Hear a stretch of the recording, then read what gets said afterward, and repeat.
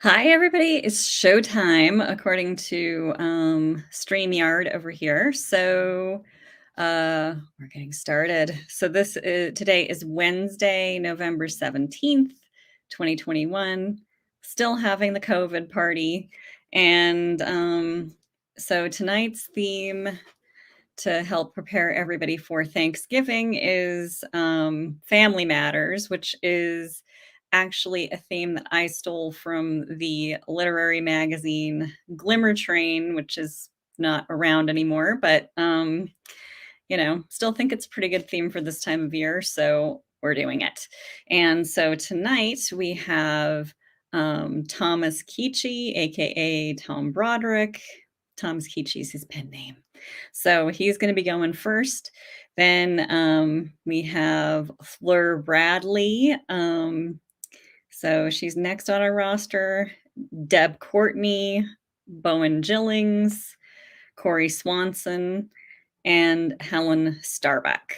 And I do want to try to keep this intro snappy because, we do have 6 people reading tonight and we all want to go to bed eventually. But Thomas Kichi he's currently doing some teaching and translations. He also placed, I believe, second for mainstream fiction with the Zebulon Award for Pikes Peak Writers. And time is getting away from me. I think that was in 2019, but I'm not sure. Anyway, he's done lots of stuff. He's also gotten a story published in Artful Dodge. So yay, go Tom.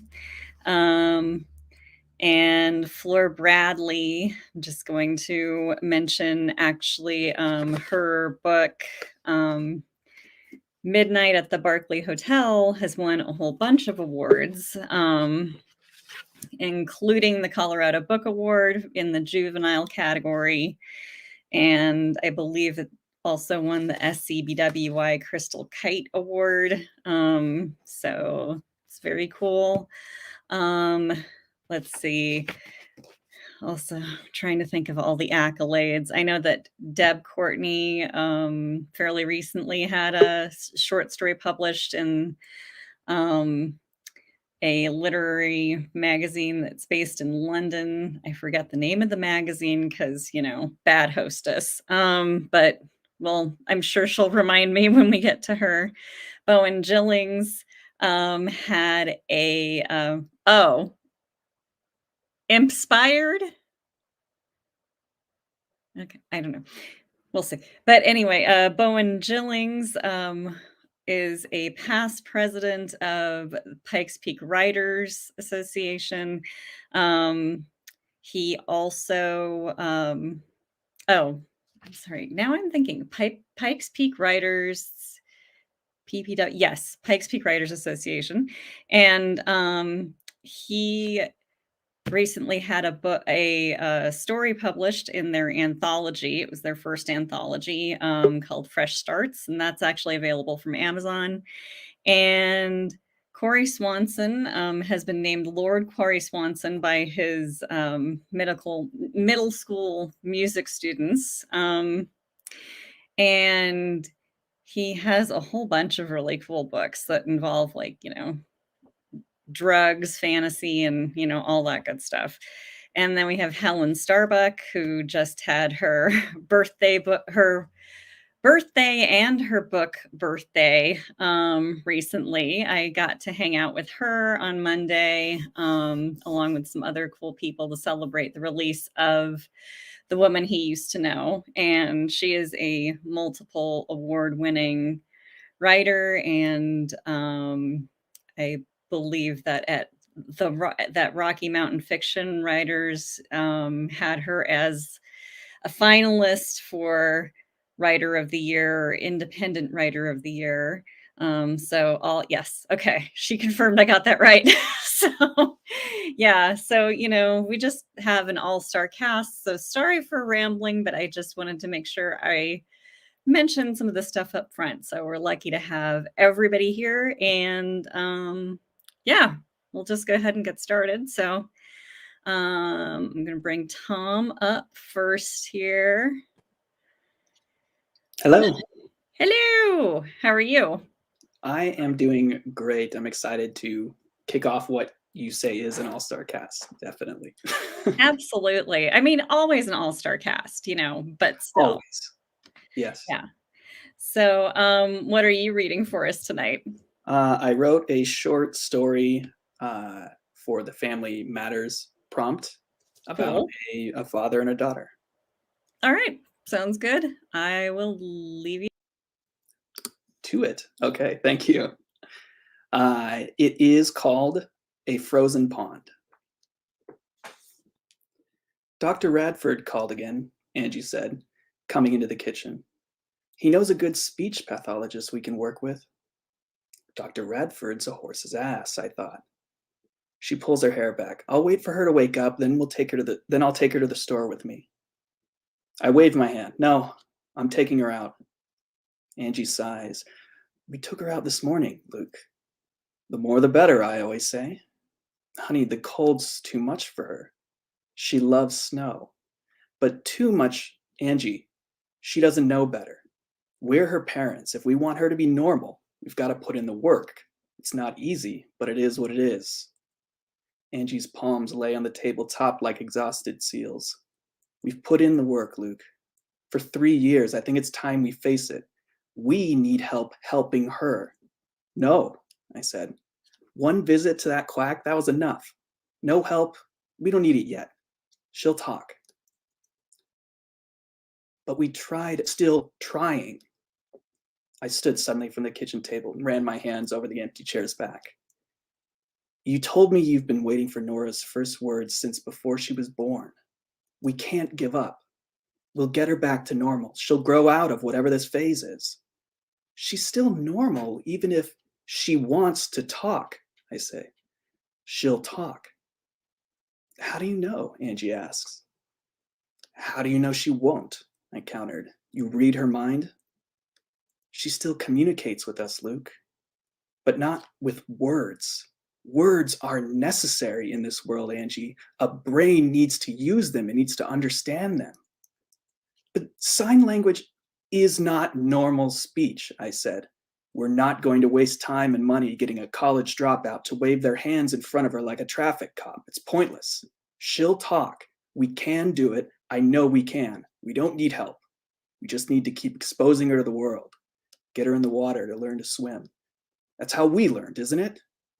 Angie huffs. And we're so grateful for those experiences now, aren't we? My father might have been a bastard, but at least he prepared me for the world. Angie gathers up her purse and the keys. I'm shooting for something far above bastard, Luke. Try and join me. She slings her arms into her canvas jacket. Make sure she's warm enough, she says, and goes out through the garage door. I let Nora lead the way as we stepped out into the packed pines and untamed thickets. Well, where are we off to today, Nora? Her bright pink snowsuit goes swish, swish, swift as she charges out ahead. Hands buried in my flannel coat, I traced her little pothole footsteps left by the snow by swallowing each with a bootprint canyon. A bluebird's melody whizzes out from above, and Nora rears her head up the pines. Is that Mr. Bird? Is Mr. Bird singing for us? Nora looks at me and then points a mitten above her. Who's up there, Nora? Is it Mr. Bird? Can you say bird? She puts the mitten in her mouth and considers, electing to instead turn and shamble down the path toward a knot of snow at a trunk's base. She wields her mittens like clubs and beats it flat. Good job, I say, clapping. She claps back. We continue on for another 10 minutes, puffs of hot breath in our wake. The afternoon is clear and bright and smells like mesquite soil under dead leaves. A few times I need to direct her away from bushes that look like poison oak, but for the most part, she sticks to the path like she's on a leash. At one point, a hawk screeches overhead and distracts her. Her red cheeks search the rivulets of sky between the pine needle constellations. A second screech splashes a smile across her face, and she sidles out of sight around a slew of shrubbery. She makes the Nora excited grunt amid the swishing snowsuit. Are you going to find Mr. Hawk, Nora? When I turn the corner, she's proceeding through an opening in the trees through which a clearing of blinding white snow lies. As my eyes adjust, I can see the clearing's actually a large frozen pond. A little puffy starfish that is my daughter is teetering out directly onto it toward a pack of crows huddling on the ice. Nora, honey, wait! I duck into the opening and immediately lose my footing. Shit. Before I realize that the sky does a trapeze act and I'm embraced by ice as hard as bone. It coils up my backside beneath my jacket. The dentist's lamp sun shines directly down into my face. I manage to spring to my knees and wipe the crescents of packed mud from my back before pulling the jacket down. My palms glisten red amaranth. I triangulate to the pond and catch sight of the bright pink dreidel spinning out onto it. Nora, that's dangerous. I get to my feet. Nora, get back! Fixated by the crows, she trots out onto the ice, hardly noticing it or my cries of her name. I gallop to the pond's edge. Nora, stop right now. By the time the frozen dirt turns to frozen water beneath me, she's already 20 feet out on the ice. I transition into an uncoordinated ginger speed walk. I'm listening for Nora's voice, anything, grunts, giggles, or cries. But instead I hear something that steals my breath. The clinking of cracks underfoot. My right foot plunges through the surface, soaking my leg up to the shin in lightning that dissipates into freezer burn. I manage to pull my leg up and crawl off the ice before it sucks me in fully. An azure city of glistening spiderwebs circumscribe the spot my weight pushed through the ice. It's thin. Rapid cawing jerks my attention up the lake, and the black splotches of crows spring up into the air and drift away into the tree line like ordinary dandelion seeds. Nora watches them from her position at the exact center of the pond. My heart races. What is this, 35 yards away? This is the furthest she's ever been from me, ever. A blot of pain punches into my stomach like an ink drop into water. Okay, the ice isn't strong enough to hold me, but it's strong enough to hold her. If I step out there to bring her back to safety, we'll both end up in the drink. But the longer I wait, the farther away I am when the ice below her does give out. I need to make a decision. Nora, I shout, standing up. Where's Daddy? Come on, come back to Daddy. The little figure's pink hood swivels as she hunts for her next activity. Why isn't she listening to me? Why doesn't she hear me? She sways a few steps, then turns and hoists a pink sausage arm in the air. She babbles something exclamatory, like when she spots our house cat after he ventures from his hiding spot. Come on, Nora, come back. Let's go back now, okay? Her mitten lowers to meet its twin in that toddler default position that resembles prayer. I calculate how long she'd be underwater before I can get to her. It was just too long. She'd gone so far out. I had no idea how long a child like her would last in that cold, swallowing the water, thrashing in shock, and I had no idea if I'd be able to revive her fast enough anyway. Nora, get over here right now. I'm not joking. My prickled tone doesn't faze her as Nora bends down to inspect something on the ice's surface. My breath catches. Is it cracking? Does she see cracks? Something under the ice?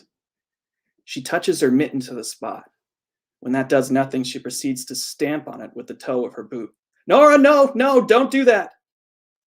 Why won't she listen? How do I get her to react? I could remember nothing about the way I was supposed to be talking to her, what the speech books or the online articles said. Don't make complicated sentences, have big facial expressions, make hand gestures, guide with a gentle tone, have patience. She was unreachable, not even a yes or a no. What else was there? What did Angie do? What did Angie try? What did that horse's ass Radner say to us? When our brains naturally experience curiosity, the same neurons that fire for creativity and memory are evoked.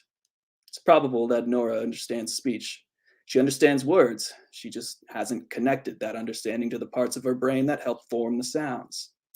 It's like knowing what water is, but being unable to swallow it, because the mouth isn't something under our control. Why'd you have to use that example? I thought. Images flood in of Nora's prone body sideways in her crib, curling up more and more until she's a rolled up pill bug with skin the color of Play-Doh. Stop. She needs you right now. Think. What else did the doctor say? The important thing is to show her what she can do, not focus on what she can't. Nora, I shouted, look at you! You got so far out there, honey, that's amazing! I clapped my numbing hands. This stops her stamping, and the little pink blob whacks its mittens together too. Yeah, good job! Now come back to Daddy, okay, honey? She makes no movement, gives no clue she understands. I'm powerless. I can't protect her. She doesn't even know who I am. Out on the ice, she's looking at me like an illegible street sign or like a locked door. I'm nobody important. Anger tangos fear in my throat.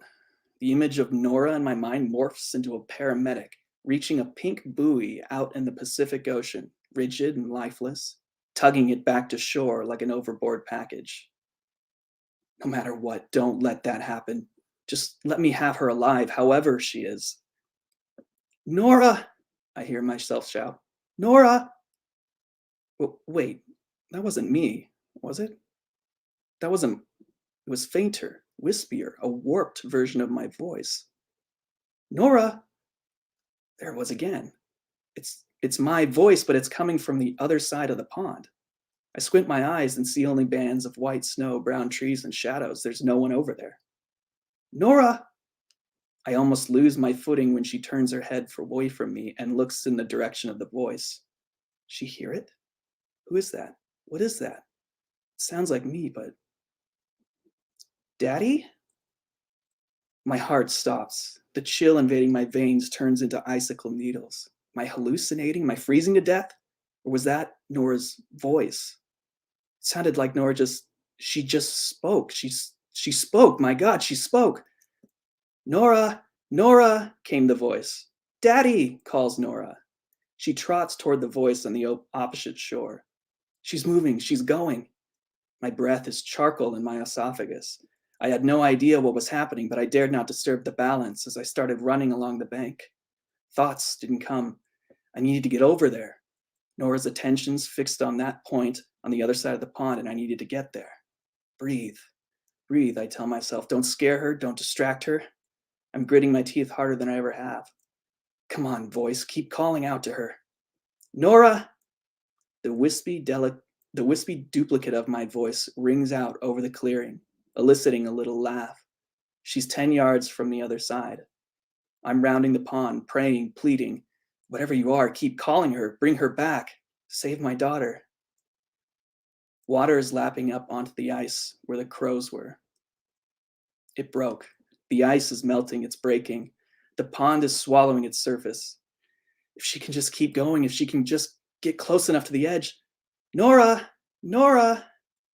She waddles along, smiling. She's 3 yards from the shore. Now she's 5 feet. She's 3 feet. She's 2 feet. And then I'm there on the bank to hoist her up by the jacket collar into my arms. She sputters and giggles. I do the same. Nora, oh my God, Nora, are you okay? The toddler has little reason to believe anything's the matter, but for me, every emotion wants to break through my face and latch onto her. Relief, anger, joy, confusion, fear. I squeeze her warmth against me. She's okay. I take her further up the bank and look back at the pond. Ripples trace rings outward across its surface. The ice had all fallen in. I hadn't realized it, but the calling, the duplicate of my voice, it stopped. There was silence in the clearing, and aside from Nora's occasional babble. What was that? Where did it come from? Was that an echo? Was someone else over here, and they put together what was happening and they tried to help? Where are they now? There's nothing over here but trees and bushes and snow. Who helped save her? Who helped keep her alive? At that moment, the pines above us rustled, and Nora shot her mittens skyward. From the low eaves of the pines closest to us, a dark grayish figure flits out into the air above the clearing. It spreads its wings and draws loops in the Arctic sky. It was a bird. It was a mockingbird. A mockingbird. It had copied my voice and called to her from the other side of the lake. And she heard that. She heard it and followed it. The mockingbird soars over our heads and out of sight. It's a good thing Mr. Bird was here, Nora, I said. Daddy needed help. She points downward at the snow. I set her down and she unearths a stiff frosted feather. She holds it up and does a little screech. Wow, I said, just like Mr. Bird. She does the screech again. I kneel down next to her and point at the feather. Why don't we take that home for Mommy? She giggles and nods. We can show her how you sing just like the birdies. Faintly, my voice comes threading its way back through the pines from the direction the mockingbird had flown. Nora. Daddy, she says. And that's the end. Thank you very much. Thank you. Well, and I'm glad that the kid survived that one. I was wondering about that. I just had this, Yeah, if I started off family night with a kid dying, come on.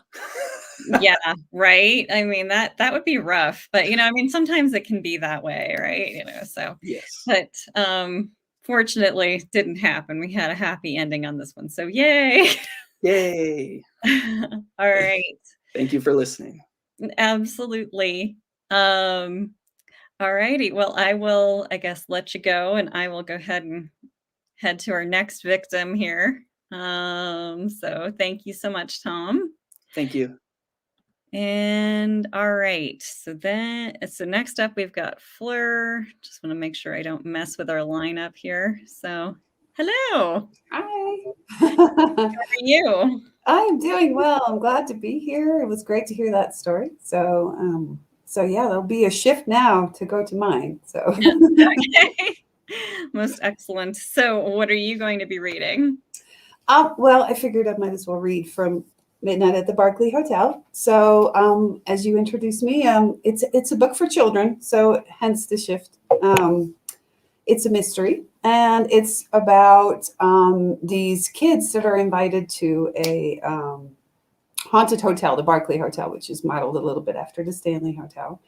And I think they're just going to tag along with adults in their lives for a great getaway, and they end up at the Barclay Hotel where Mr. Barclay has been murdered. The adults are all suspects in his murder. So it's been doing great, as you mentioned, and I figured I'd just start at the beginning and read the first few pages of the book, if that works. All right. Awesome. Go for it. All right. So I should also mention I'm really bad at reading aloud. For someone who writes for children, I should probably be better at it. But if you'll be gracious with me, I will read you the first few pages of Midnight at the Barclay Hotel. So the invitations went out on a Tuesday afternoon because statistically speaking, that's the best time to offer someone a weekend getaway. Or that's what Mr. Barclay's advisors told him. He had a lot of those. These advisors took very expensive and extensive polling and did research. Actually, it was mostly asking random people at the mall. The letters were printed on fancy thick parchment, the kind of paper that adults use for very special occasions like weddings or birthday parties with lots of guests and bouncy castles and bands. But this invitation was not for a party. It was for a weekend at the historic Barclay Hotel. Some said it was haunted, but there was no actual proof. Mr. Barclay owned a hotel, and he had a plan. He wanted these invitations to be sent out on a Tuesday. 5 invitations only. No more, no less. They were delivered by courier, which was even more expensive than those advisors and the research. This was so Mr. Barclay could make the whole thing seem more important and official. He didn't want anyone to think that this was some sort of scheme, even though it was. His advisors told him that it's one thing to get a letter in the regular old mail, in the box, mixed in with the grocery store flyer and the electric bill. It's another to get a letter with a real embossed seal to close the envelope, delivered by a courier, where you have to sign for it. So mysterious. 5 envelopes, 5 invitations. Mr. Barclay guessed that there would be some stragglers. There always were. But the 5 main guests had been chosen carefully. A cowboy, a librarian, a CEO, that stands for Chief Executive Officer, which is a big deal.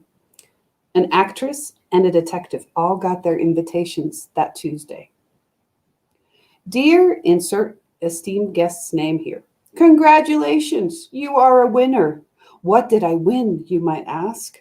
An all expense paid weekend getaway to the historic Barclay Hotel from Friday, April 3rd through Sunday, April 5th.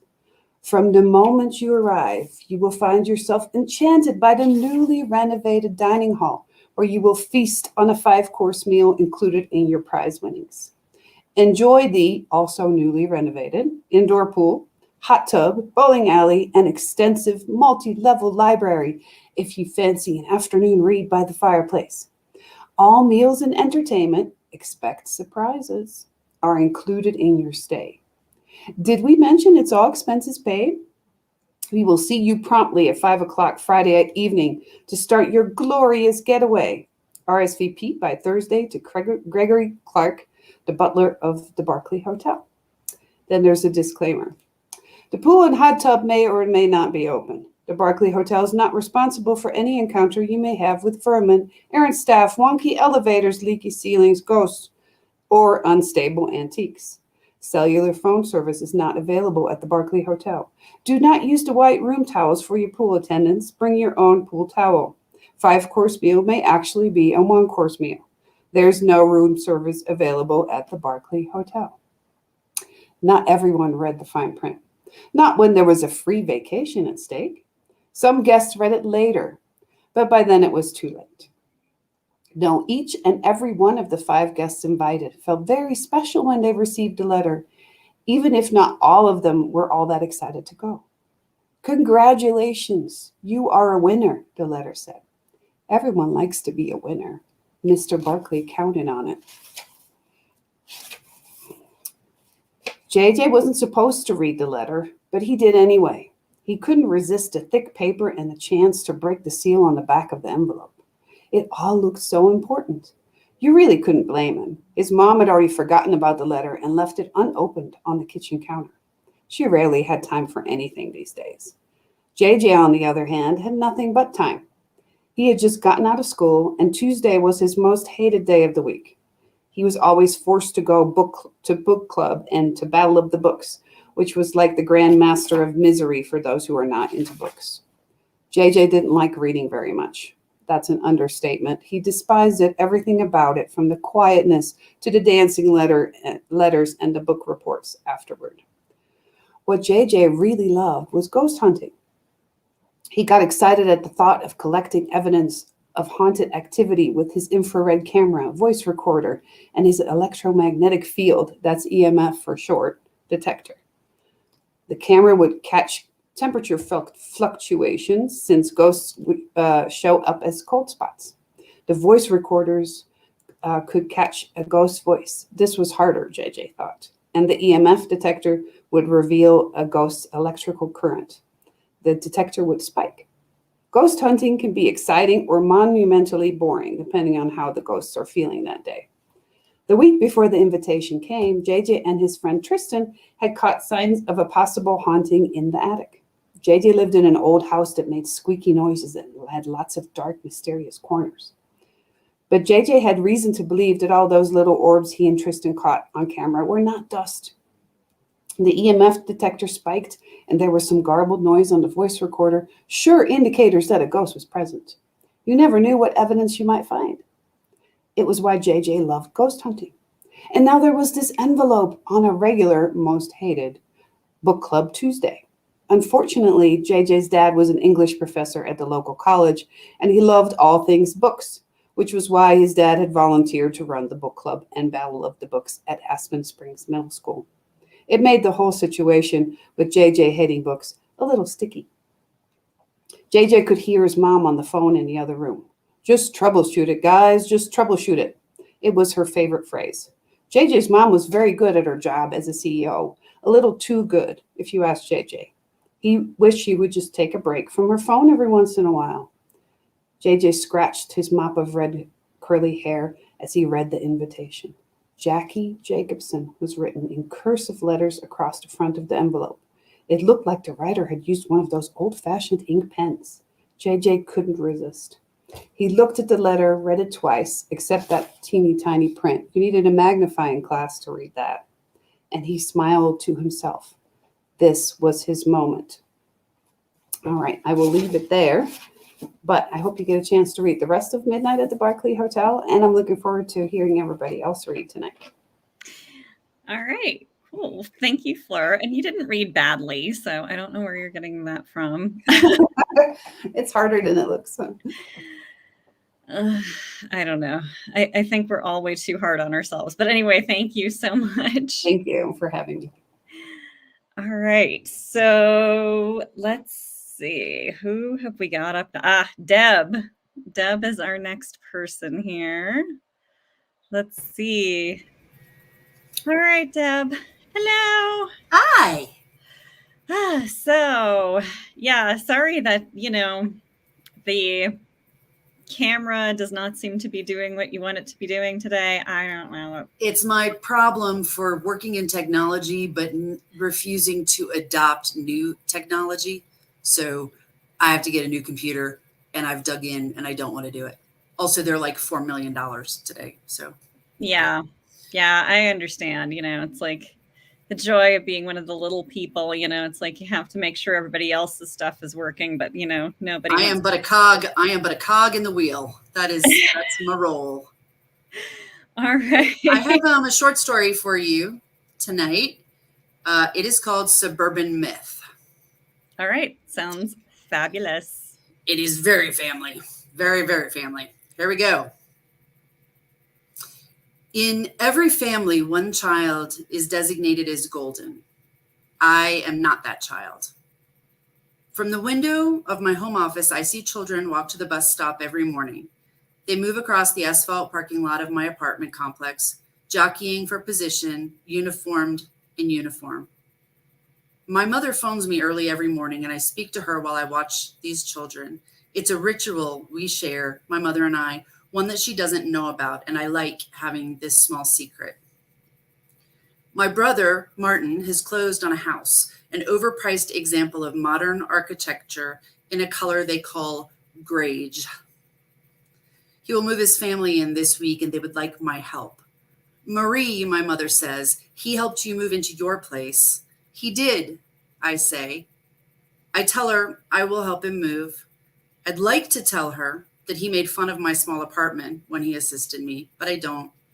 I'd like to tell her that I had no one else to help me, but I won't. This ground is as familiar as the sigh she makes when we cover it.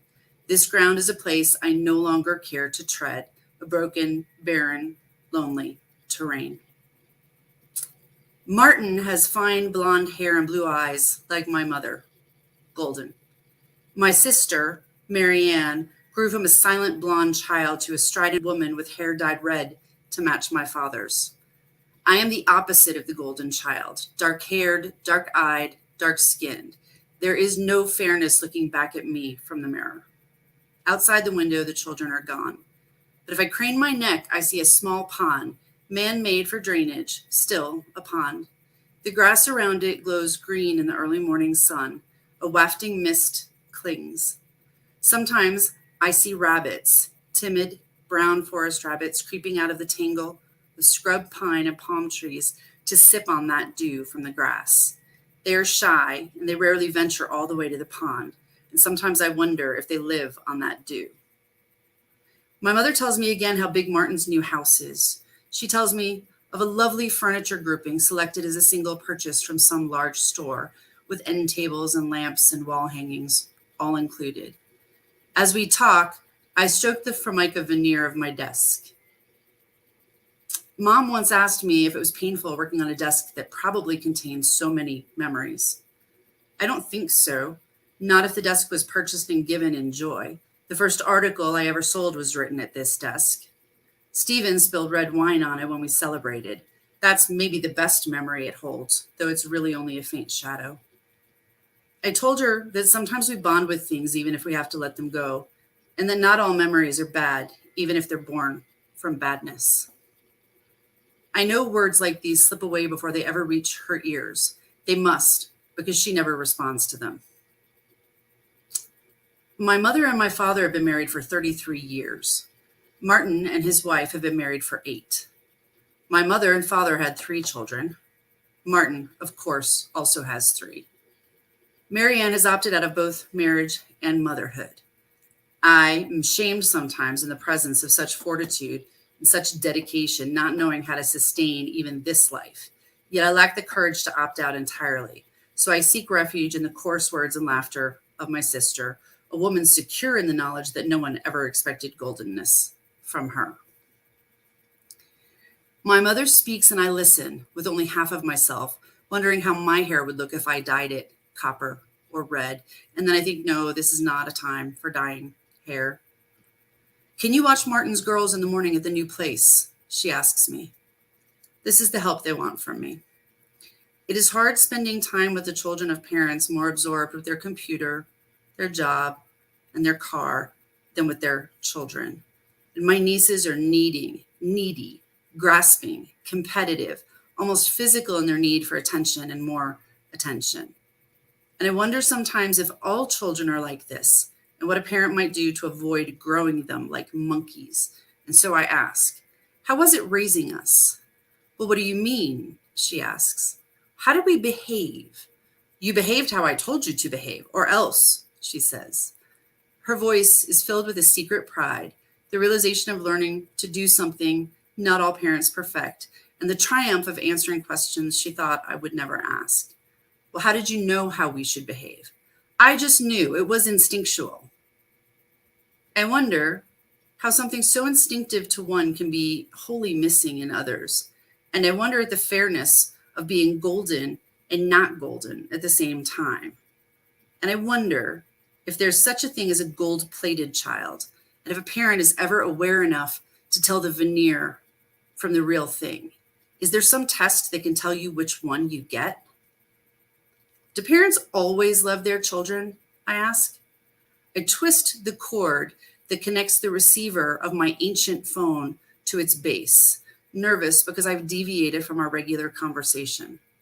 The spiral of the cord wraps around and around my index finger, and I keep wrapping until all I can see is the tip turning a dull blue. She pauses, and it's a silence pregnant with implication. I can hear her think. I know she searches for a way to say yes that will allow her to still feel honest.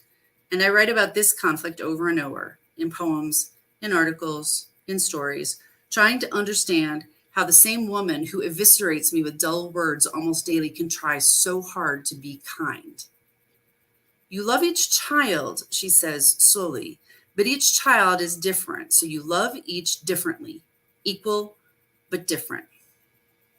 To each according to his needs, I think. The children I watch each morning before I begin my solitary workday are steady in difference, though at first they appear almost interchangeable. But the girls are all shapes. They're tall and gangly. They're plump. One has wildly curling caramel hair that lifts in a cloud. Another has tightly plaited silver blonde, pushing stiffly against a bony back. The boys circle and prance, colorful and gleaming, small stallions endlessly circling their small herd. Even the uniforms are not exactly the same. The colors match, but the sleeves are short or long or pinpoint or peak. What is equal but different love? I ask. Marianne was my quiet and independent child, she says. Martin was loud and charming. You were my perfect one. I could not love you for qualities you didn't have, so I loved each of you for those you did. The same amount, but for different reasons. The wrong reasons, I almost say out loud, drawing in a sharp breath, feeling my diaphragm tense. But then I relax, letting the air out slowly, silently. It is slippery, defining love.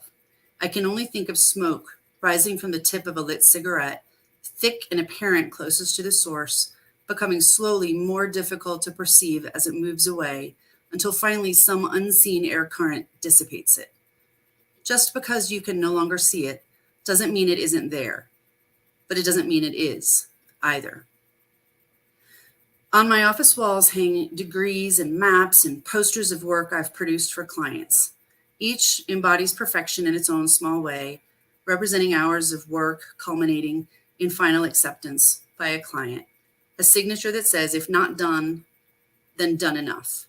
If not perfect, then a close enough approximation that no one will ever know the difference. They're very close, so I must look up to see them. In the house I shared for 5 years with Stephen, There was air to breathe in the office. There was a place for me. Here, my life looms above me. I try to make a mind picture of love as a bond between parents and children, between adults, and all I can come up with is a looping umbilical cord, heavy and dark with what? Shared life, blood, hopes. What if you love a child or anyone for good reasons, but they're the wrong reasons, I asked. I don't think there are wrong reasons when it's love, she tells me. When I feel a dull pain low in my stomach, I realize in rapid succession that I know unfounded love is a fragile bond, that Stephen in his own new place with his shining fair-haired wife may have more in common with my family than I do, and that my mother and I are not participating in the same conversation. I think today I may spend the afternoon in a lounge by the pool, absorbing the liquid brightness that passes for summer in Florida. Threaded through my thoughts is an echo from a summer long ago, a summer when Martin and Marianne and I were too young to understand what equal but different might mean. 7734, upside down and backwards. And I hear us shout in glee as we explore the space under the forsythia bush, hidden from view by thousands of star-shaped yellow flowers. I want to see a rabbit this morning. I need to see one before I can turn to my files, before I can begin the mundane routine of return calls and the impersonal jargon of marketing campaigns. Today, there is no rabbit. I have to go, Mom, I say. I have work to do. Well, all right, she says. Honey, are you okay? The sun is burning the last of the mist from the pond. I don't really know how to answer. Because we'll have a hard time moving Martin if you can't watch the girls. I shift in my chair, using one hand to move the waistband of my pajamas. The elastic is suddenly constricting. The sun is out. The mist is gone. The rabbits only come out when the dew is fresh, and today the clouds have made themselves scarce early. As I fire up my computer for the day's work, it occurs to me that the dew doesn't last long enough. The rabbits cannot possibly survive only on dews. Sometimes a rabbit dies. No, I'm fine, I say. I'll talk to you later or tomorrow. And gently resting my left hand on my abdomen, I hang up. That would be it.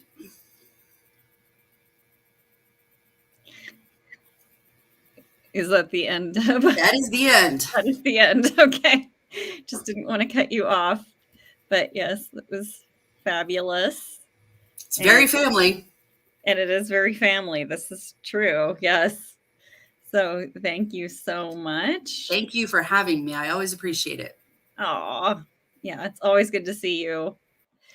And so next up we have Bowen.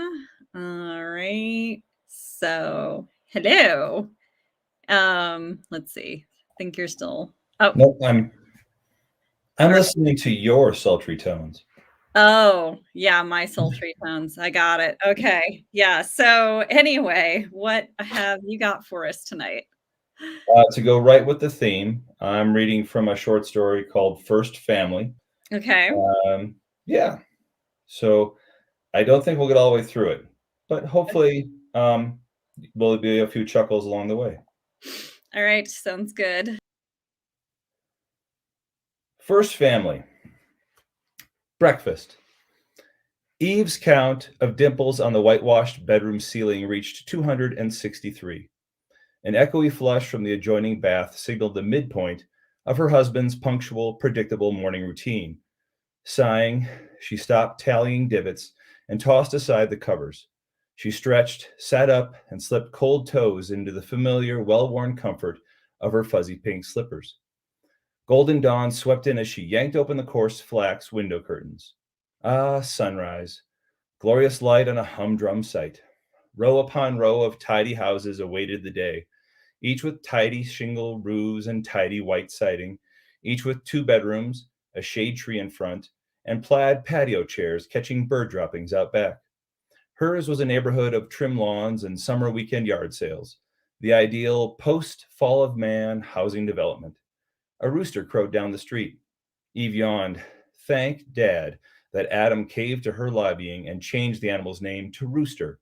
Cockablaster didn't have an eternal posterity ring. She glanced at the low, wooded silhouette on the eastern horizon, as she did each morning, and sighed once more, as she did every time she glanced that way. Those two great, forbidden trees still rose above the center of the garden. Lion-bodied cherubims wheeled above it, taunting her in their eternal, "You can't come home again" vigil. Paradise sat only a day's ride only a day's ride away, off limits forever. She stuck out her tongue in defiance. Dad would notice, of course, and not be happy with her. Dad noticed everything. Adam grunted behind the bathroom door. And 3, 2, 1, she murmured. "Eve," he called as if he'd had no idea she was even there. "Yes, dear," she replied, pulling on her robe and shuffling to the door. Adam stood before the sink, beard half combed, hair half oiled, clothes half on. Typical. He held a necktie in each hand, one red, the other blue.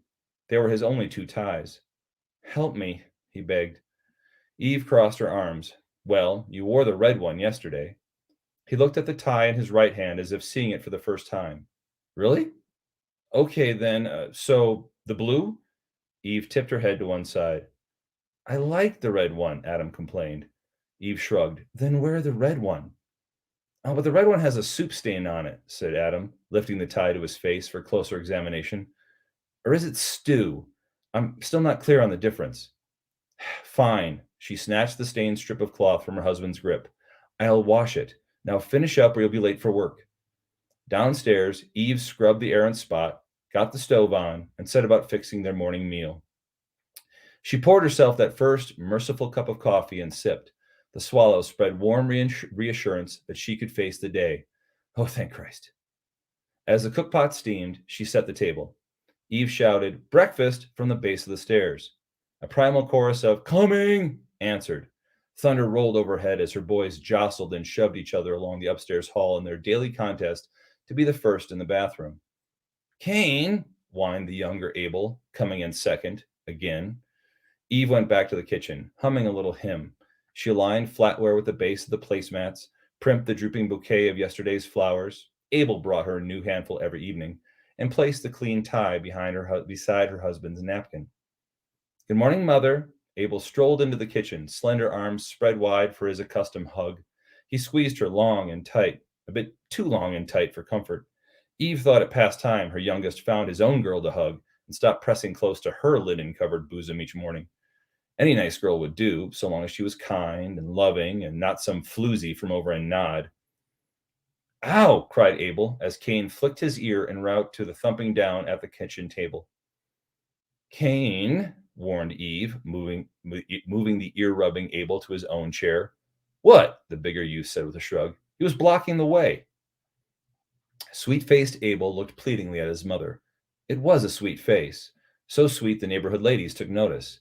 Such a sweet young man, one would say to Eve, with such a sweet face. "Oh, yes," another would add, eyes lingering on the lean Abel as he tended to the flock. "Very sweet." If it wasn't Abel's sweetness drawing attention, it was Kane's brawn. The older teen stood taller and broader than his father, with thick arms and a deep tan from long hours in the fields. Many a trip to the market, Eve would find a cluster of local biddies gathered within easy eye-shot of her bending, lifting, sweating firstborn. "Such a strong young man," one would say. "Oh, yes," another would add, "so very strong." The twinkle in the lady's eyes when they complimented her sons made Eve agitated. "Apologize to Abel," ordered Eve. Kane ignored her and reached for the cookpot. Eve was quicker, snatching the wooden serving spoon and rebuking her oldest across the knuckles. "Gah!" Kane jerked his wounded fingers to his mouth. "Apologize," insisted Eve. Kane sucked his knuckles and glared back at her from beneath his shelf-like brow. Abel made obscene gestures at him from behind Mother's back, and Kane turned a deep, wrathful red. Footsteps on the stairs foretold Adam's arrival. "Boy," he commanded, "apologize." Adam trudged past, giving his wife a peck on the cheek before swatting their eldest with the morning paper. "Hey!" whined Kane. Adam plopped down at the head of the table, flipped open his paper, and proceeded to ignore the family conversation. He had managed to get fully dressed, but his hair and beard still needed work, and he wore the blue necktie. Eve rolled her eyes. Dear, she said in a tight, hard voice, your son struck his brother. She stood, fuzzy slipper tapping the floor, waiting for her husband to engage. Adam sighed and looked first to Eve, then at their eldest child. Lightning quick, he caught Cain hard by the scruff of his neck. One does not smite one's brother, understand? Cain winced and cried. But he... Adam shook his son. Okay, I'm sorry. Seeing his child's repentance, Adam nodded and let him go.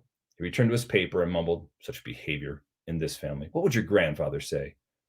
Eve stood straight and smoothed the front of her robe. Now, who's hungry? Smells great. Abel beamed that sweet smile and held out his bowl. Eve ladled a big helping of steamy mash. What is it? Asked Cain, giving his serving a wary sniff. Well, I tried something new, said Eve with a touch of pride. Cain screwed up his face. Looks like what Dad used to hang the wallpaper. Eve grated some cinnamon over her husband's helping before setting it in front of him. I call it oatmeal. Eve proudly took her seat. Adam flipped down his paper and looked at the bowl before him. I thought naming stuff was my job. Eve avoided his gaze and ate a spoonful of her creation. Well, she said after wiping her mouth with a rough wool napkin, it's made from the grain you called oats, and we're eating it as a meal, so... Adam considered a moment, still looking at his food and still holding his paper. The visible headline read, Lambs refuse to lie down with lions. They're getting too bitey, witness claims. I thought I called it wheat, he said. Different grain, dear. Really? Eve raised a confirmatory eyebrow and continued to eat, enjoying the rare treat of food still hot after serving the family. Oh, Adam said, setting aside his paper and clearing his throat. The boys, sensing a pronouncement, sat at respectful attention.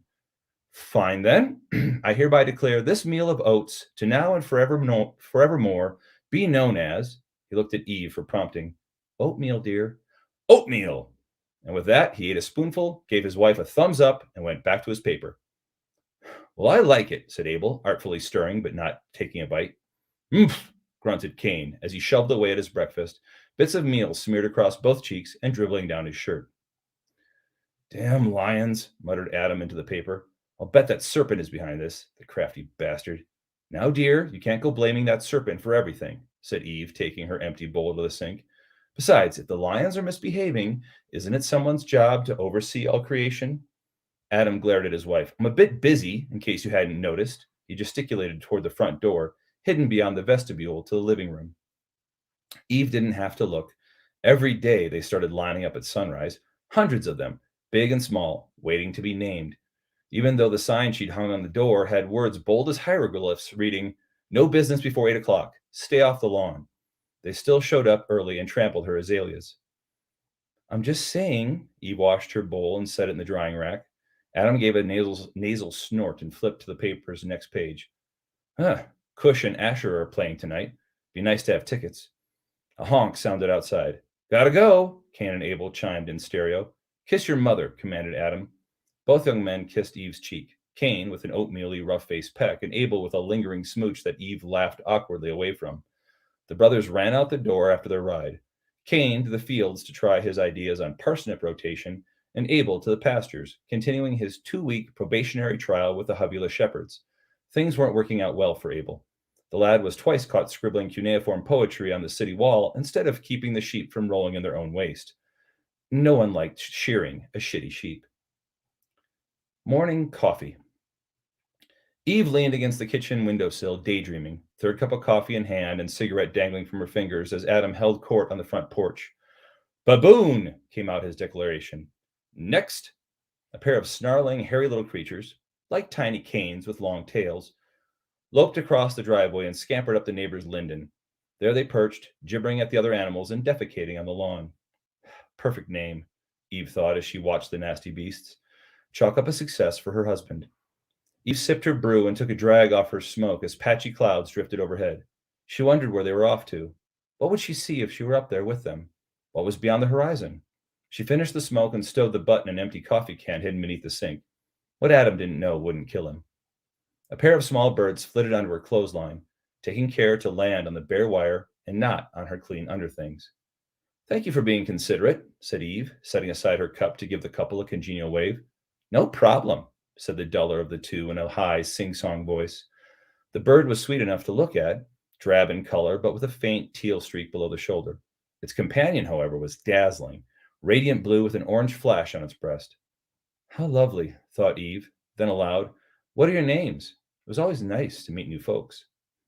Don't know, the drab bird replied. We haven't been to your hubby yet, just got here. Oh, really? Where did you come from? Across the sea, said the bird. How wonderful, said Eve with a winsome smile, picturing a place far away with less sand, more trees, and a view that didn't include Dad's hobby garden. You ever been to our side of the water? Asked the bird. No. Adam's job keeps us here. I haven't been anywhere else except, and she thumbed eastward. Where? Asked the bird. Oh, Eden. Pretty place, so I hear. This isn't bad, though. The bird indicated the neighborhood with its wing. I guess. Eve propped her chin on her hands. Still, a change of pace would be nice. Every day I meet animals telling of far-off places with lush valleys, roaring rivers, and mountains. Mountains sound glorious. Well, they are HE double toothpicks to fly over, I can tell you that. Eve shrugged. I wouldn't know. So why don't you go then? Drab bird pointed at the horizon. It's not that simple. The bird shrugged. Suit yourself. Unless I got chicks in the nest, I fly all over. The bright bluebird fluffed up its feathers and closed its eyes. Does your friend there speak? Eve asked. Drab bird tossed its head at the question. Not if he knows what's good for him. Get my husband here started, and it takes all day to shut him up. Drab roughly bumped her blue companion, who nodded apologetically and then turned away. In mating season, forget about it. He's sing a song all day long. No, I'm doing the talking here. Otherwise, we might fly home as the Twitterpates or the Chirpikins, and I won't have my chicks living with no names like that till end times. Eve cocked an eyebrow. I don't blame you. Tiger, Adam declared from around the corner. Next. A pair of fierce, striped great cats stalked across the yard, pausing to slap each other high five before moving away down the street. The other animals gave them plenty of room to go about their business. That fits, mumbled Eve, watching them go. So anyway, chirped the drab bird. Her mate had his head stuck under his wing. How's this work? Do we bow, kiss his feet, say your majesty, or what? Eve chuckled. No. When he calls you up, just tell him something about yourself. Be thorough, but be brief. If your name doesn't fit, you can always appeal to a higher power. And how do we do that? Asked the drab bird. Eve winked, pointing at her chest. As if on cue, a pair of huge, sullen beasts with massive mouths, tiny ears, and smooth brown skin gone pink in the sun lumbered over on legs far too small for their bulk. They looked around shamefaced before gathering enough nerve to speak. Good morning, ma'am, said one, its voice blending operatic baritone with thunderous flatulence. Good morning to you, replied Eve. He named us Leather Potato Potamus. Eve sighed, pinched the bridge of her nose, and shook her head. Fine, she waved to the birds as they flitted off, all thoughts of mountains dissolving away. I'll see what I can do. Lunchtime. Oh, dear Lord, muttered Adam as he shut the front door and sighed against it. He didn't know how much more he could take. Day in, day out, naming things. He was running out of ideas. It might have helped if Dad, in his infinite wisdom, had bestowed upon his exiled creation a fully developed vocabulary. No, Adam was left to make things up as he went along. Just now, he sent away animals that will forevermore be known as gnus, kookaburras, and blue-footed boobies. Eve would give him hell about that last one. What he needed was a vacation, a long vacation, just him and Eve. But how? What with the job and the boys? It was impossible. He loosened his tie, slipped out of his loafers, and shuffled for the kitchen. The clatter of dishes greeted him, plus the wriggle of Eve's calico-draped backside as she hunched over the counter. He smiled, thinking of that backside splashing around a mountain lake draped in nothing more than afternoon sunshine. He'd heard about mountain lakes from a pair of deer he named last Tuesday. Mountain lakes sounded wonderful. How was it? She asked, filling a glass with goat's milk and setting it on the table. Adam broke from his reverie. Same old, same old. He took a seat and draped his napkin over his lap as Eve placed a plate before him. The meal looked interesting. 2 slices of bread with something gooey in between that oozed out to puddle on the plate. Eve cut her creation in half and sat down, looking at him expectantly. She hadn't put out any silverware. He shrugged. Oh, said Eve, you eat it like this.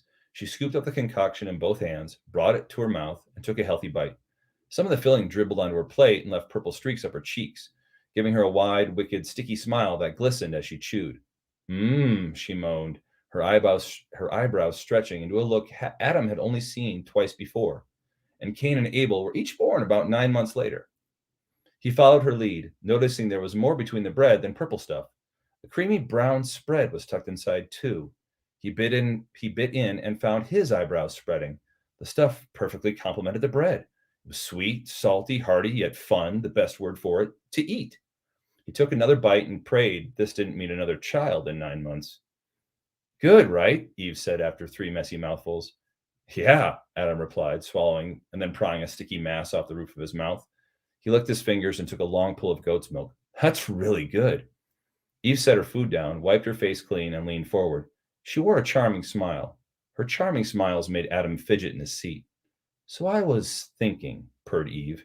Adam swallowed again, though his mouth was empty, his thoughts on the night that led to Cain. Yeah?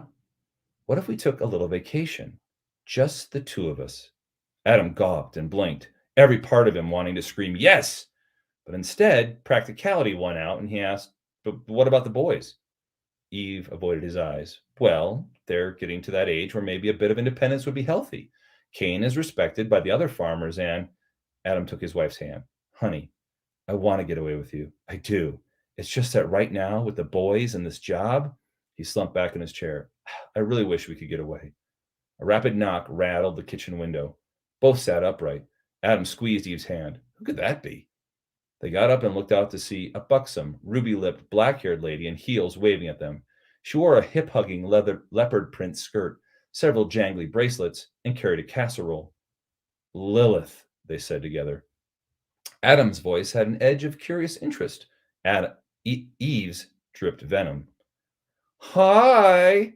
Their strutting neighbor from 3 doors down had a strong nasal voice that somehow managed to stretch a 2-letter word into 4 different pitches. Adam popped open the kitchen door. Eve wedged herself between him and the door jamb so that it was obvious to anyone, even this strutting man-eater, that inside was off limits. Hey, you two, Lilith said with a cocked eyebrow. She undulated to the door, gravel crunching with every provocative step, ending her libidinous advance before Adam. She gave him an open-mouthed smile and a wink. Adam glanced at his wife, forced a weak chuckle, and found the day suddenly hot. Eve narrowed her eyes and stuffed the clenched fist in her apron. Lilith presented her dish to Eve. Here you go, sweetie. A little something I whipped up. Eve took the casserole with a stiff nod and a fake smile. What brings you here, Lilith? Adam squeaked out, fighting to keep his gaze from drifting down the length of their visitor. Oh, look at you, Mr. Straight to Business here.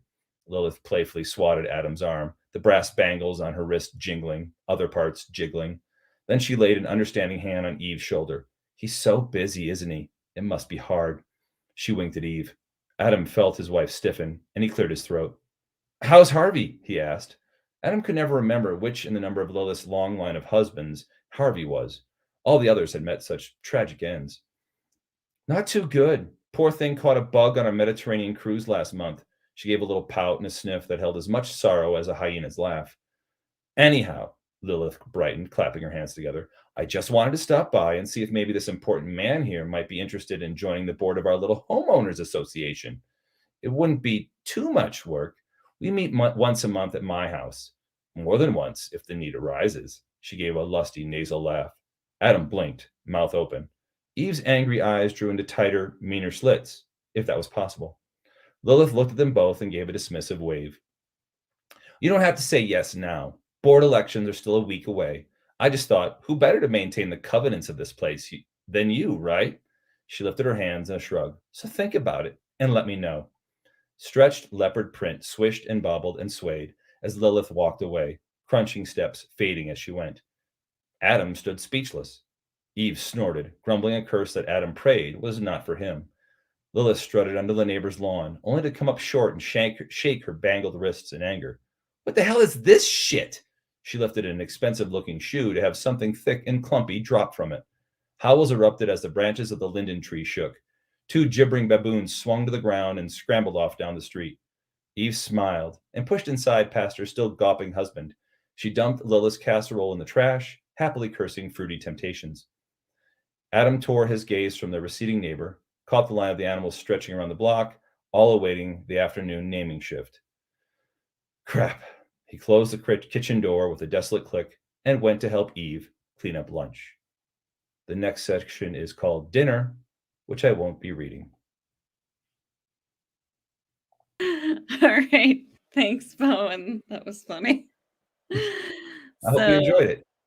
Thank you. And let's see, who have we got next? I need to remind myself who I am. Okay. Well, thank you so much. I'll let you go You're for more now. than welcome. All right. And so we have Cory Swanson, Laird of We Don't Know Yet, to be determined. It's not. It's 5 square feet of Scotland. 5 square feet of Scotland. Okay. All right. Well, so what are you reading for us tonight?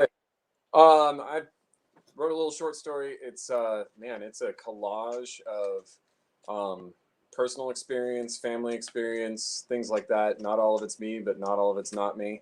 And I thought it could have fit last month too. So it's kind of a ghost story. Cool. All right. All right. I will leave you to it. So this is called Coup de Ville. The moon flickers through the trees as though in a dream. Its light the only illumination on this otherwise dark stretch of highway. It seems it's been ages since I've seen another car, and the hypnotic monotony of the road is a bigger hazard than deer. I hit a deer once before. I don't really want to talk about it. It was awful. The poor thing died right in front of my eyes. I rolled down the window so the cool pre-dawn air can keep me awake. It's been a long time since that night. I've come a long way. I've grown up, I have a family. We even got a new car, though nothing can replace that old... Yeah, there's something up ahead.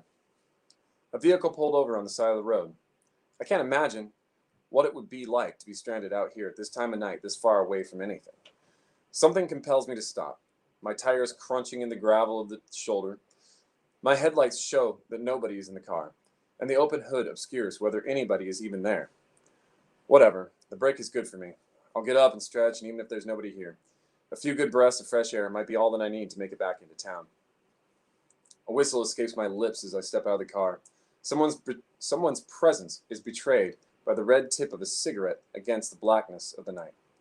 69 Caddy, I say, more to announce myself than anything. Coupe de Ville in royal blue. I drove one of these once. Whoever is fiddling in the engine compartment doesn't even grunt to acknowledge my presence. The ember of the cigarette grows brighter for a moment, then is flicked to the pavement. A cloud must have passed over the moon, because other than my headlights, everything is dark and still. Hit a deer with it, I continue. Then I tried to get to town with the radiator empty. 15 miles out, the engine seized. One of the saddest moments of my life. The massive hood of the vehicle creates an umbra of shadow my headlights can't penetrate. Need some light, I say, turning on my phone's flashlight and shining it into the compartment of the old car. Everything is in its place, tubes and metal winding around like the guts of a robot. What a beauty, I say, the familiar geography of the V8 filling me with awe. The man, arms dirty to the elbows, fiddles with the tube, attempting to wrench it into place with his hands. Like I say, I used to want to drive one of these. My grandpa gave it to my dad, and he gave it to me when I graduated high school. It's a damn shame I had to go and hit a deer with it.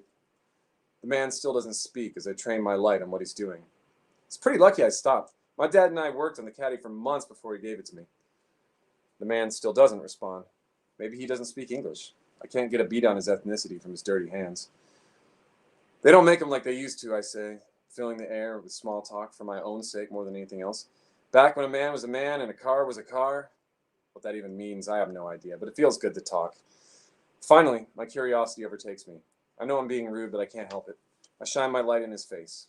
What I see shakes me to the core, and I'm out before I hit the pavement. The trip had been crazy. Me and 5 of my closest friends decided to drive down to the sand dunes. It was a graduation celebration, a boys' trip. We took the Cadillac because what teenager doesn't want to drive a cool car to the sand dunes? Mom gave me a credit card for gas. That was a mistake. The dunes were fun for about 3 hours. How much can a bunch of guys do with giant piles of sand? As the boredom set in, we decided the ocean would be better. We piled back into the car, fueled by gas station coffee, and headed west with nothing but a road atlas and above average testosterone. The night was so late as to be morning when I hit the deer. It jumped out of the trees somewhere in Arizona. We screeched to a stop, all 2.5 tons of Detroit steel and rubber. I should have noticed the fluids leaking out of the radiator, but instead I went to the deer. My young mind had never witnessed such a thing before. The tragedy unfolded in front of my eyes, the young buck gasping and twitching on the ground. Closest I'd ever seen to death at that point in my life was when my grandfather was sick. When he was told his colon cancer was terminal, he'd ripped his IV out and left the hospital. He wanted to die at home. There, the family waited patiently for his demise. At first, he was mobile, the smell of his colostomy bag a great confusion to my young self at the breakfast table. Then he was confined to his bed, mostly insensate as the drugs dulled his pain and his presence. We kids were told not to bother him, both to let him rest and because the adults felt it would be traumatic for a child to see him in such a state. Looking back, I can't explain why I did it. I was usually a good kid, always following orders. Maybe it was because I loved my grandfather. He'd always been so kind to me, encouraging me at every turn. I didn't think it was fair that they could go into the bedroom and see him, and I couldn't. So I snuck in anyway, climbing up the arm rail of the hospital-grade bed to see in. My 9-year-old self was flummoxed by all the tubes and wires that stuck out of him. I remember his eyes, glassy, looking up at me. "I love you," I told him. "I love you too," he managed to say. To this day, I don't regret my disobedience. I will carry that moment with me forever. Grandpa died within days. Those were the last words I spoke to him. And then, years later, the deer, its glassy eye looked up at me as its last fighting breath ceased. I swear it told me the same thing my grandfather told me. When I come to, I expect everything to have been a dream. Maybe I'll open my eyes to see a hospital room or a rest stop. Neither outcome would surprise me, considering how late I've been driving. Instead, I see the dimly lit dawn sky, my bed, the gravel of the highway's shoulder. The man is still working on the caddy as I pull myself up. I wonder if I'd been hallucinating, that I'd only projected some deep and old memory on the man I'd found working on the car. But as he turns, it's obvious I'm wrong. The man, a ghost, leans on the grill and lights another cigarette. His features the very same that have stared at me from old photographs my whole life. He takes a long drag as I dust the dirt off my clothes. "You should have stopped," my grandfather says. There's a rustling in the brush beside the road. "I know I should have," I say. "Before you hit the deer." I nod, somber. The car passes us on the road, and I wonder if the driver can see us. A 7-point buck raises its head from the brush at the noise, watching the car pass. "You should have called a tow truck," he continues. No reason a cracked radiator has to take the whole engine down. A wild ride of emotions fills my stomach. I realize that at 9 years old, I had no way to understand my grandfather's death. I only knew him as a child knows his elders. Absent is the complexity of knowing him as I grew, as a teenager, as an adult. I can only see him through the lens of my child mind. "I'm sorry," I say. "For what?" I realize what a handsome man he was, his frame carrying an old-fashioned power my own body lacks. "For wrecking your car." My grandfather flicks the butt of his cigarette to the pavement where it spins and sparks in the dim light. "Don't worry about it. It's just a car. Plus, I think I got it running again." "What?" "No." I walk over to the caddy, expecting my hand to pass through the ghostly apparition as though through thin air. Instead, my hand finds cold, hard metal, wet with morning dew. My grandfather closes the hood with a creak and a slam. "Sure did," he says, as he climbs in the front seat and turns the engine over. "See?" I'm overwhelmed. He's dead. The car is dead. Even that deer over there is dead. 2 of the 3 are my fault. He gets back out, closing the gigantic door with a slam. The engine purrs and we stand there together, admiring the beast before us. A relic of a lost age, its steel fins flaring from the trunk, the smell of leaded fuel exhaust permeating the air. "It's beautiful," I say. Grandpa nods, circling to the other side. "She gives me something to do, that's for sure," he says before opening the back passenger door.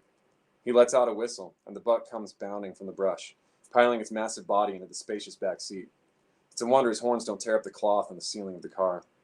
Sticking my head in, I inspect the interior. Everything is just as I remembered it. The chrome buttons and knobs on the radio, the blue upholstery of the bench seat, which I'd been too short to see over as a kid. This, plus the smell of the vinyl seats and the squishy ride, had caused more than one bout of car sickness in my childhood. "Don't worry about me," Grandpa says, patting me on the back. "I keep busy." Can I come for a ride?" I ask. My grandfather straightens up, flicking a cigarette to the pavement I don't remember him lighting. "You could," he says. "Problem is, there's a price." He gestures to the ground where I'd been lying a few minutes earlier, where I still lay. Is that? Grandpa nods. Little problem with your pump. Shouldn't be anything big. Help is on the way, he says, gesturing to the car parked a few yards in front of us. The car that has passed earlier. Its driver pacing the shoulder of the road, phone to his ear. I realize I can't hear any of it, like watching a movie on mute. Or you can come with me. Your choice. I realize the implication as the buck rustles in the back seat. I never really got to know you, I say to my grandfather. Like, you were gone so soon. I was so young. I feel like there was no context, just me as a child and you as an old man. My dad and Uncle John and Grandma would all tell stories about you, and I couldn't make sense of any of it. Tears push to the surface, yet I continue. What I would give to go back and change it. To not wreck your car, to not kill the deer. I just had 5 minutes with you, an adult. Yeah, my grandfather interrupts. It's okay. I tacked on my miles early, he says, patting the cigarettes in the front pocket of his shirt. We don't all get a second chance. He rounds the car and hops in the driver's seat, the springs squeaking under his weight, one eyebrow raised. He looks over at me. You sure you're going to be all right? I ask. I've been dead for 30 years, he says. Never been better. I smile, gesturing to my body on the road.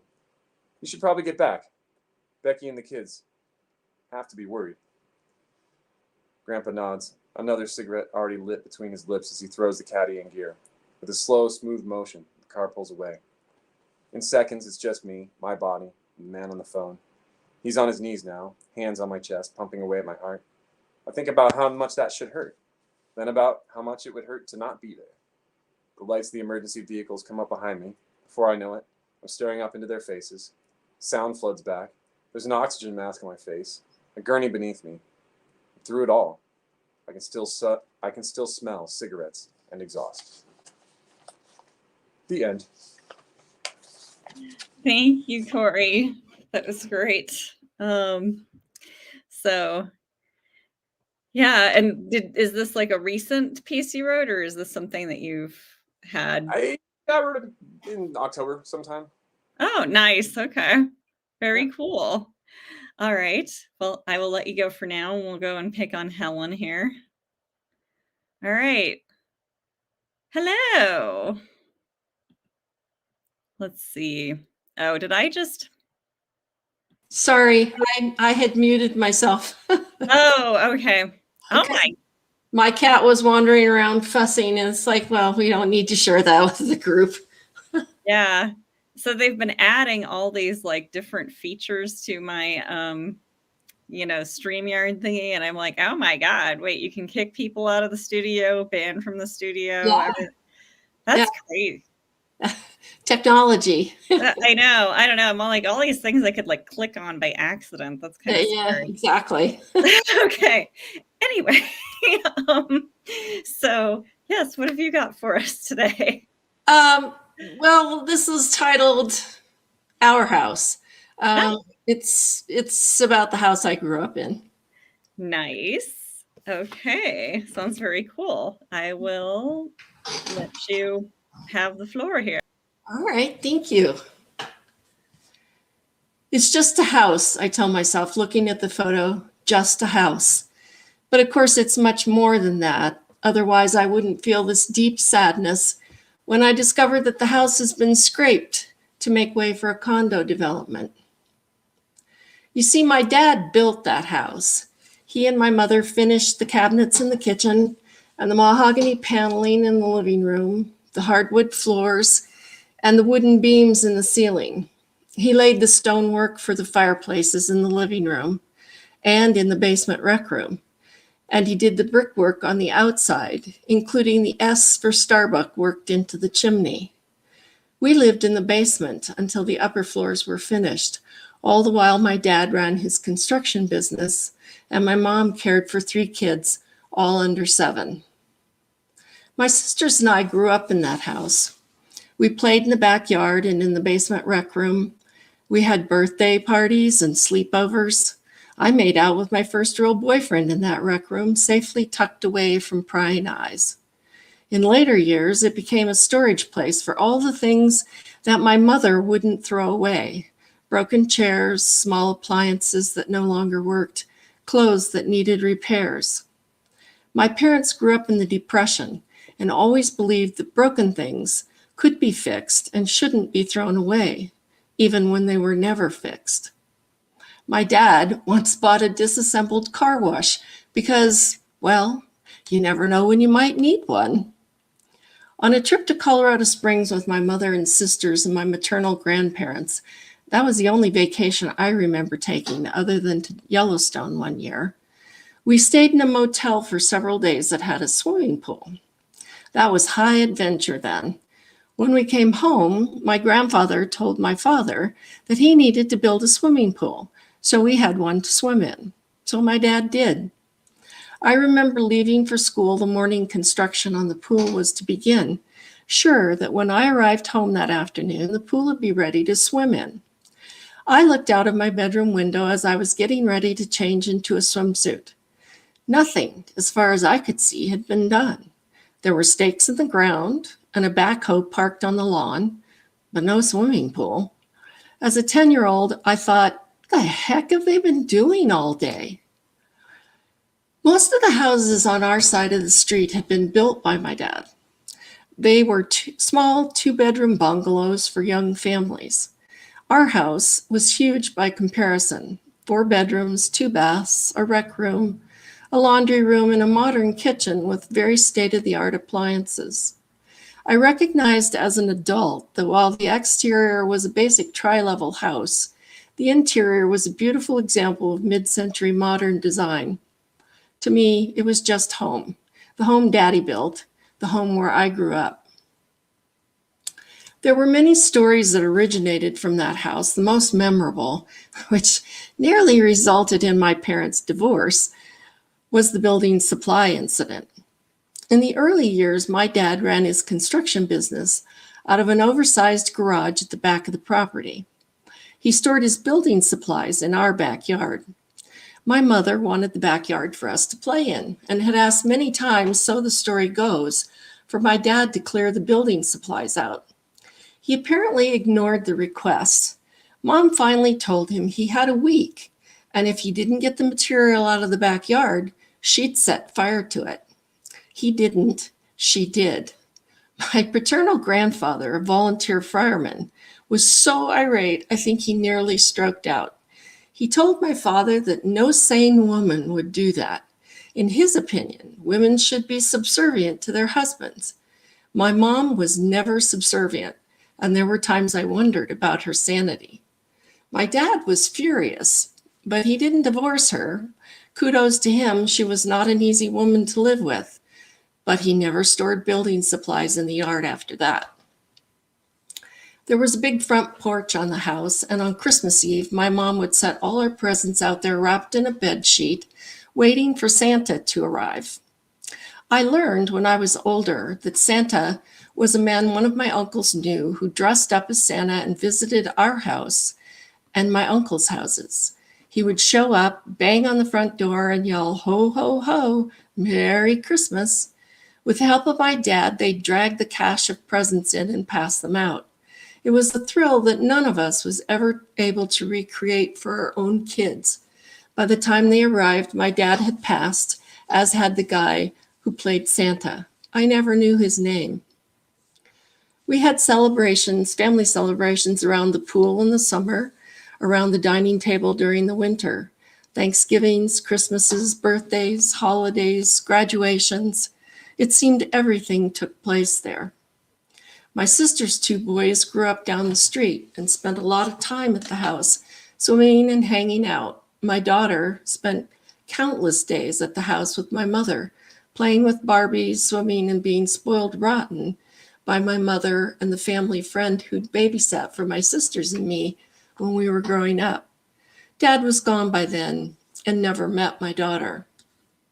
Fast forward to 2010.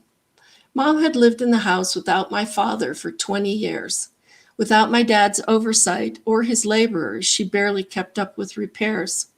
Most of the time, she never mentioned if there were problems, and not living there, we were often unaware of them. Sewer lines became clogged with tree roots and had to be repaired. When light switches quit working, Mom just didn't use the lights. When the roof leaked, she ignored it. When one of us discovered a problem and tried to step in and get things fixed, it upset her. Her health began to decline until finally we had to move her to assisted living. The house had no bedrooms or baths that could be reached without going up or down stairs, and she couldn't manage stairs anymore. She never forgave us and wanted to go home until the day she died. The house sat vacant for a year or two, with all her things still in it. It was my responsibility to care for Mom and the house, both sisters being out of state. That meant at least several visits a week to check on things. We eventually had an estate sale, and then the house was truly vacant. Because of increasing incidents of vandalism in the neighborhood that had deteriorated significantly from when we grew up, we found a young college student who needed a place to live. In exchange for keeping an eye on things, we let her live there rent-free. In 2015, I lived there for 6 months while my house was being built. It was nice.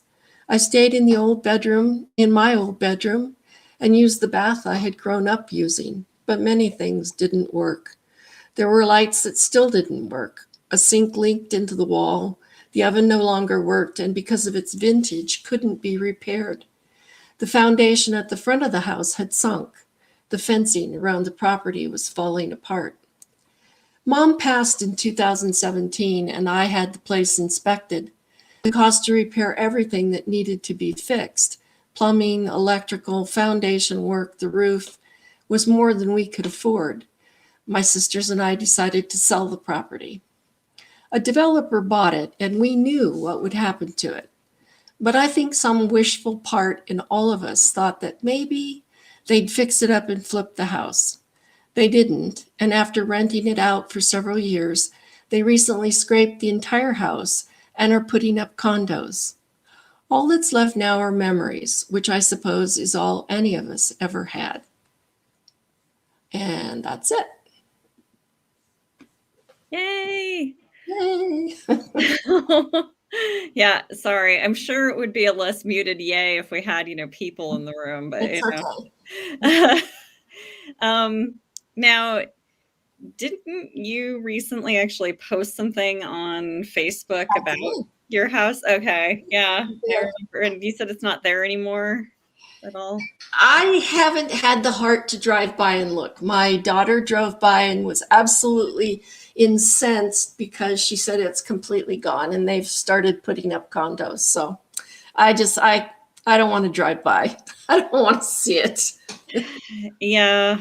My house that my childhood home actually was replaced by a Super A grocery store, like right after I left for college. Like my parents moved to Colorado and, sold the land to a developer, and they just tore down the house. So, well, yeah. That whole area where our house was has just gone through incredible amount of change. So it's not surprising, but it's sentimental. So. All right. Well, I appreciate the story, and just want to we've got Deb and Cory here, and so just wanted to say hello, and just thank you all for reading, and just wanted to check in, see if anyone has anything they want to share before we sign off tonight. It's been fun listening to everybody. It's interesting always to me that with the same raw materials, what we all come up with sort of is disparate, even thematically. Although I would like to note that Cory killed the deer and I did not kill the rabbit. Probably. That's good to know. I'm just saying. True to reality if the deer never died. I mean, I guess that's probably true. So I sit corrected, but my point still stands, probably. Yeah. No, it's just super interesting to me. And I always find it interesting what everybody brings to the themes that you come up with, Amy. Yeah. It's, I don't know, anything where you've got a prompt. Well, and actually, I'm going to kind of I don't know, probably am a bit obsessed with Write Drunk, Get It Sober, because, it's like we have those prompts and everybody comes up with something different. Mm-hmm. So I'm super big on prompted writing. Although I will admit that I selected a story kind of out of my back catalog that fit your theme tonight instead of writing something new for it. So, also I'm trying to learn to read that story without crying. So I almost got through the whole thing. You know, it's better than us all coming in with the same story. That would be interesting and weird. It would be very strange. That would be kind of funny if we all tried to do that, though. I think we'd fail, but probably. We just have to read it with a straight face. Bam. Just do it. All right. Well, I don't know. Did you have something else to say, Cory? I just didn't want to. No, I'm good. That was it. Okay, cool. All right. Well, I will let everyone go. I know that Tom and Fleur had to go do some stuff. I know Fleur had like a butt crack of dawn, classroom visit or something. And yeah, I have no idea what happened to Bowen, but you know how he is. Such a drama queen.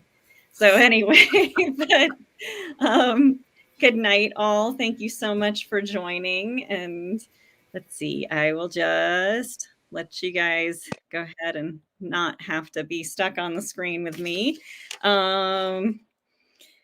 Let's see, what was I going to tell you? Oh, yeah. Okay. So I knew it was something very important. All right. So the next show that we're doing is December 15th at 7 p.m. Mountain Time. And the theme is comfort and joy because it's Christmas. However, I think it's important to remember that just in case anyone needed the reminder that sounds like an innocuous theme, but, there's no rule about, even if it's around Christmas time or the theme is comfort and joy, that, you can't kill people off or kill off animals or whatever dark thing you want to do. I mean, I say, hey, bring the dark stuff. I'm always here for it. But if you don't want to do that, that's okay too. We'll take sweet or funny or romantic, but just don't feel stifled by the prompt. And I think I'm probably making a liar out of myself, but I think that roster is wide open right now. So yeah, if you want to do it, your best bet is probably to go onto our Facebook group, which is like, I think facebook.com/groups/stories live. If you search for Stories Live in the Facebook search bar, you'll get to us. It's a public group. You can go ahead and just send me a message and I'll get back to you. I do have a day job that keeps me pretty busy, usually Monday through Thursday. So if you message me one of those days and you don't hear back right away, I'm not ignoring you. I'm just probably really, really busy. So yeah, don't take it personally. Anyway, I hope that everyone has a lovely Thanksgiving, however you spend it. Safe travels. Also don't touch anybody because people have cooties. Okay, so take care and I will see you soon.